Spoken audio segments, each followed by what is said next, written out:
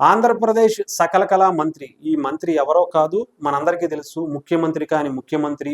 ఏ మంత్రి అయినా సరే ముఖ్యమంత్రితో కలవాలంటే, ముఖ్యమంత్రికి ఏ చెయ్యి లేపాలో, ఏ కాలు లేపాలో, అసలు ఎవరితో మాట్లాడాలో, ఎవరితో మాట్లాడకూడదో, ఎవరిని తిట్టాలన్నా 10 సార్లు చూసి తిట్టే ఆ స్క్రిప్ట్ రాసిచ్చేది ఎవరో? ఆ మంత్రే.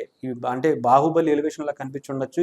ఈ 'బాహుబలి' అటు ముఖ్యంగా చెప్పాలంటే బిజ్జలగా ఉండేటువంటి బిజ్జల మంత్రి సజ్జల గారు ఈసారి ఆంధ్రప్రదేశ్‌లో కౌంటింగ్ ఏజెంట్స్ మీద చేసినటువంటి వ్యాఖ్యలు ముఖ్యంగా చూసుకుంటే, ఆంధ్రప్రదేశ్‌లో కౌంటింగ్ ఏజెంట్స్ సౌమ్యంగా ఉండే కౌంటింగ్ ఏజెంట్స్ వైఎస్ఆర్‌సీపీకి వద్దు. అగ్రెసివ్‌గా విరుచుకుపడేటువంటి కౌంటింగ్ ఏజెంట్స్ కావాలని చెప్పిన వ్యాఖ్యలపై ఈసీ సీరియస్ అయింది.